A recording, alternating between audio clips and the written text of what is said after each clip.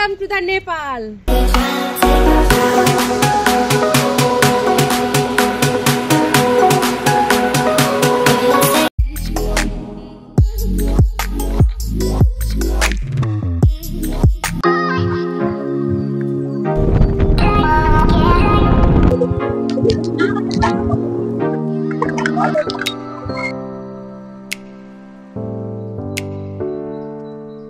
সকালবেলা ঘুম থেকে উঠে স্নান করে ফ্রেশ হয়ে নিয়েছি। এখন খাচ্ছি বসে বসে ম্যাগি। আমরা সব রান্নাবান্না সেট নিয়ে এসেছি, রুমে ম্যাগি বানিয়েছি, এখন খাচ্ছি। ও সরি, ইন্ট্রোটাই তো দিতে ভুলে গেছি। Hello everyone, welcome to my channel with a fresh new blog. এখন ঘড়িতে বাজে 8:30। এখন আমি আছি রকশাল বর্ডারের কাছে, একটা রুম নিয়েছি, কালকে তো তোমাদেরকে বললাম আছি। এখন এখান থেকে আমরা যাব, গিয়ে আমাদের গাড়িগুলোকে পারমিট করাবো। এই নেপাল বর্ডার ক্রস করে আমরা মেন যে জার্নি আমরা জন্য বেরিয়েছি সেটা আমাদের স্টার্ট হবে। চলো, দারুণ লাগছে গরম গরম ম্যাগি, দেখো একদম। আর এই যে কেটেলটাও এনেছি, পাহাড়ে গিয়ে রান্না বান্না করে খাওয়া হবে, দারুণ একটা অ্যাডভেঞ্চারাস ব্যাপার। এখন খাচ্ছি।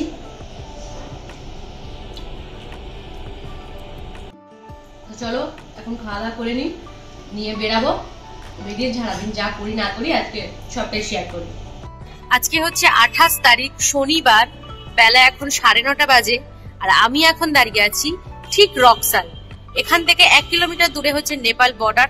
1 কিলোমিটার আগে আমি রকশালে দাঁড়িয়ে আছি, মানে সেই লেভেলের এক্সাইটমেন্ট হচ্ছে, যেখানে ভারত আর নেপালের বর্ডার ক্রস করে আমরা যাব নেপাল। সেখানে আমাদের গাড়িটাকে পারমিট করাতে হবে, তার জন্য বেশ কিছু কাগজপত্র লাগবে, যেমন লাইসেন্স, স্মার্ট কার্ড। সেজন্য দাদারা গেছে এখন ওখানে ডকুমেন্টস গুলো রেডি করার জন্য, জেরক্স করার জন্য। আর আমি এখন দাঁড়িয়ে রয়েছি রকশালে যে হোটেল আমরা নিয়েছিলাম সেই হোটেলের পার্কিং লটে, কারণ আমাদের গাড়ি আছে সামনে পুরোপুরি রেডি। এখন আমরা বেরিয়ে যাব, বেরোতে বেরোতে প্রায় 10টা মতো বেজে যাবে। যেহেতু 1 কিলোমিটার, খুব বেশি সময় লাগবে না আশা করি। তো ওখানে গাড়িটা পারমিট করাতে প্রায় 1-1.5 ঘন্টা তো সময় লাগতেই পারে আশা করা যায়, জানি না কতটা কি হবে।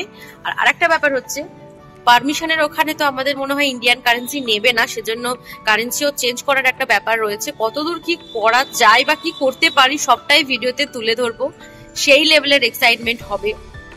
এখন পুরোপুরি রেডি হয়ে দাঁড়িয়ে রয়েছি, তো তারপরে বেরোবো, বেরিয়ে যা যা হবে সবটাই আমাদের।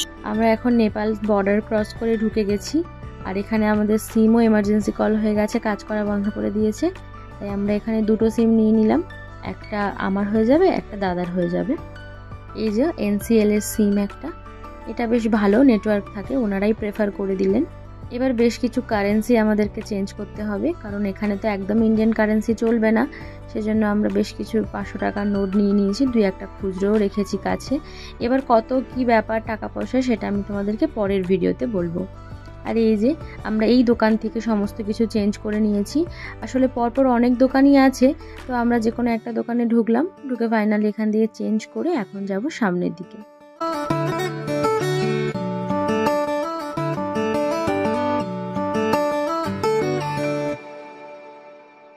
বহু বছর পর আমি এরকম ঘোড়ার গাড়ি দেখলাম, জানো তো। মনে হয় এর আগেও কখনো আমি দেখিনি, এটা ফার্স্ট টাইম।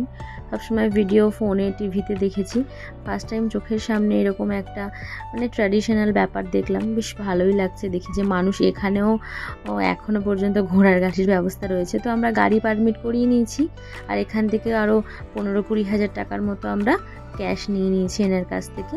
ওই একটু খুচরো নিয়ে নিয়েছি কটা, কারণ খুচরো তো টুকটাক লাগবে, ভেতরে গিয়ে আর কি খাওয়া দাওয়া টুকটাক তো লাগবে, জলের বোতল কেনা। 500 টাকা 1000 টাকার নোট তো আর খুচরো দেবে না, তাই এই যে এখান থেকে আমরা পারমিট করিয়েছি। যারা যারা নেপালে যাবে প্রত্যেকেরই এখান থেকে কিন্তু পারমিট করাতে হবে। গাড়ি, 4 চাকা 2 চাকা সমস্ত কিছু এখান থেকে পারমিট করিয়ে তারপর পারমিশন লেটারটা নিয়ে তারপর যেতে হবে ভেতরে। তো চলো, আমাদের তো মোটামুটি সব কাজই কমপ্লিট হয়ে গেছে।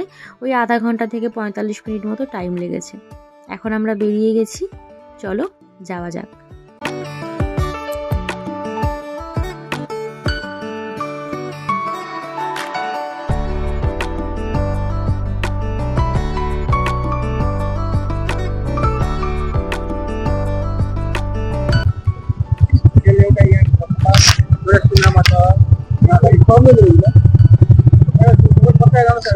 তো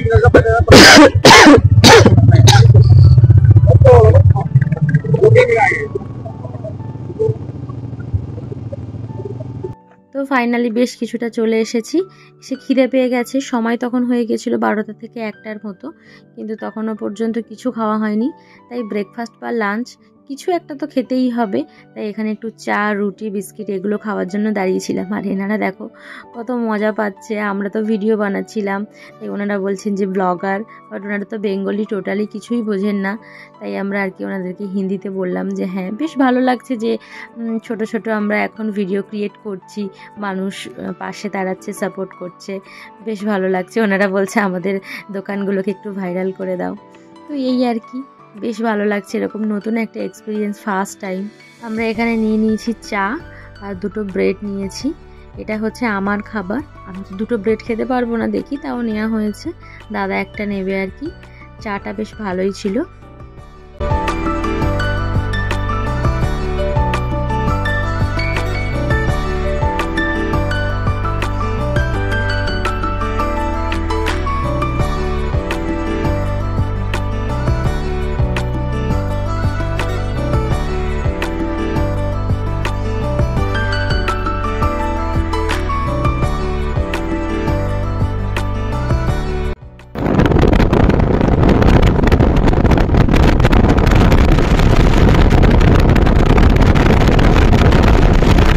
হালকা একটু লাঞ্চ আর ব্রেকফাস্টের মাঝামাঝি কিছু একটা করে বেরিয়ে গেছি এখন কাঠমান্ডুর উদ্দেশ্যে। যেতে হবে প্রায় 150 কিলোমিটার, তারপর আমরা পৌঁছবো।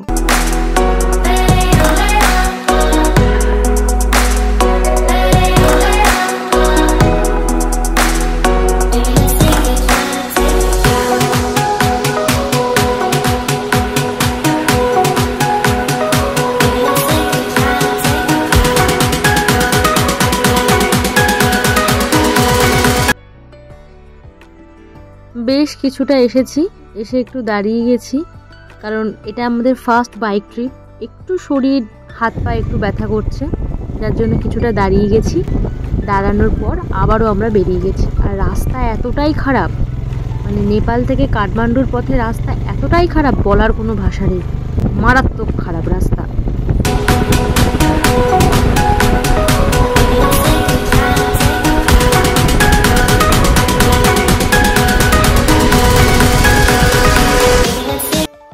আমরা এখন আছি কাঠমান্ডুর থেকে ঠিক 60 থেকে 70 কিলোমিটার আগে। আর 60 থেকে 70 কিলোমিটার গেলে আমরা কাঠমান্ডুতে পৌঁছে যাব। এখন এই আমরা দাঁড়িয়ে একটু রেস্ট নিচ্ছি, অনেকটা চালিয়ে এসেছি। ঠান্ডাটা খুব বেশি না, মোটামুটি।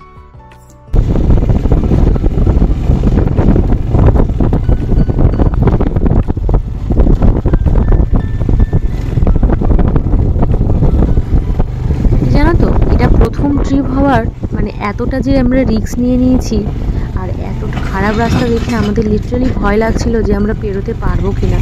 জানি না সামনে আর কি অপেক্ষা করছে আমাদের জন্য, কিন্তু মানে এই সময়টা আমরা যে সময় গেছি ডিসেম্বর মাসে, যেমন ঠান্ডা, আর ঠিক ওই সময়টাতে রাস্তার চারিদিকে কাজ হচ্ছে, যার জন্য রাস্তা তো উঁচু নিচু খালা রয়েছে, তার সাথে জলেরও মানে যেহেতু রাস্তার কাজ হচ্ছে জল তো থাকবেই, জলেও স্লিপ খাচ্ছি, মানে মারাত্মক অবস্থা। দুটো গাড়ি কোনো রকম পাশ কাটানোর অবস্থাতে নেই।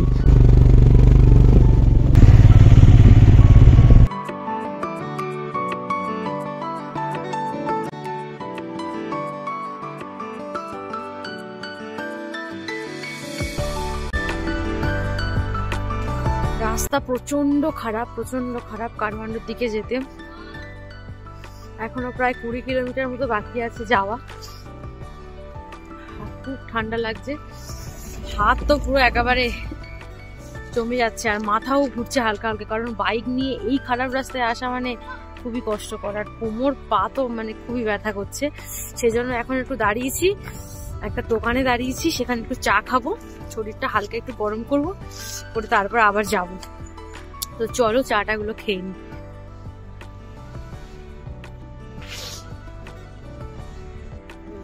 খাওয়া দাওয়া শেষ করে বেশ কিছুটা পেরিয়ে চলে এসেছি, ততক্ষণে দাদাও আমাদেরকে ধরে নিয়েছে। আর এখন আমরা প্রায় কাঠমান্ডুর মধ্যেই ঢুকে গেছি, সন্ধ্যা প্রায় হয়ে এসেছে। আর এই দৃশ্যটা আমি ক্যাপচার না করে থাকতে পারলাম না, এত ভালো লাগছে, আসলে সন্ধ্যা হয়ে যাওয়ার কারণে ভিডিওটা ঠিকঠাক ক্লিয়ার আসেনি, তাই ঠিক এরকম। বাট ওখানে দাঁড়িয়ে যে ফিলিংসটা সেটা শেয়ার না করে পারলাম না। সবে আমরা কাঠমান্ডুতে এসে পৌঁছালাম, শরীরটা ভীষণ টায়ার্ড, রাস্তা তো প্রচন্ড খারাপ। প্রায় 150 কিলোমিটার রাইড করার পর ফাইনালি কাঠমান্ডুতে এসে ঢুকেছি। নাক দিয়ে একেবারে সর্দি বেরিয়ে যাওয়ার অবস্থা। এখানে পাশে একটা মেলা চলছে, হয়তো কপিরাইট আসতে পারে। আর এখন দাদার জন্য ওয়েট করছি, দাদা আসবে তারপর আমরা ভেতরে যাব।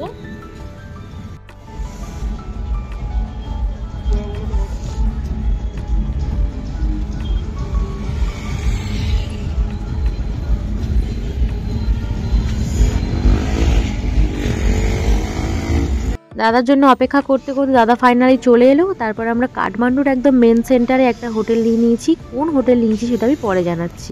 এখন ঘড়িতে সময় হয়ে গেছে 9টা 6, আর জাস্ট 10 মিনিট হলো আমরা রুম নিয়েছি। কাঠমান্ডুর যে সেন্টার আছে একদম সেন্টারের ঠিক অপোজিট সাইডে আমরা একটা রুম নিয়েছি। রুমের ভাড়া নিয়েছে এখানকার মানে নেপাল কারেন্সিতে নিয়েছে মানে 2500 টাকা, আর সেটা আমাদের ইন্ডিয়ান কারেন্সিতে 1500 টাকা।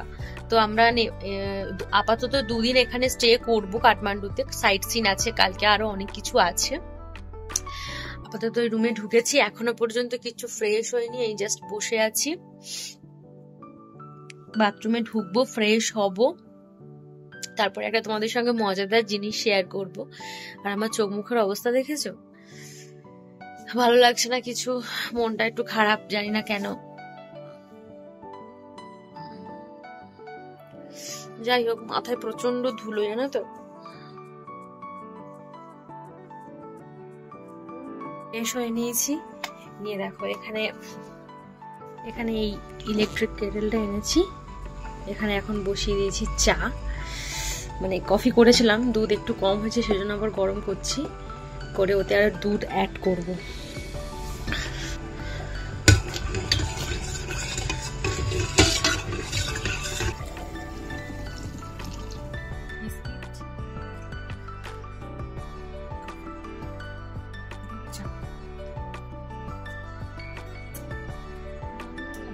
দারুণ লাগছে, দারুণ। মানে পাহাড়ে বেড়াতে এসে এরকম রুমের মধ্যে ইলেকট্রিক কেটেল, কফি, বিস্কিট, সেই মজা।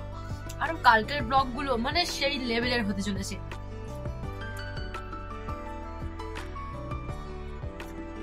কফিটা খেয়ে নিয়ে ইলেকট্রিক কেটেলে ভাত বসাবো।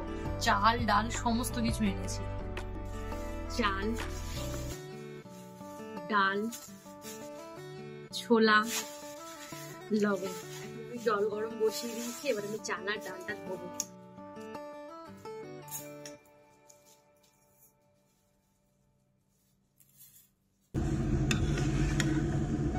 এই চাল,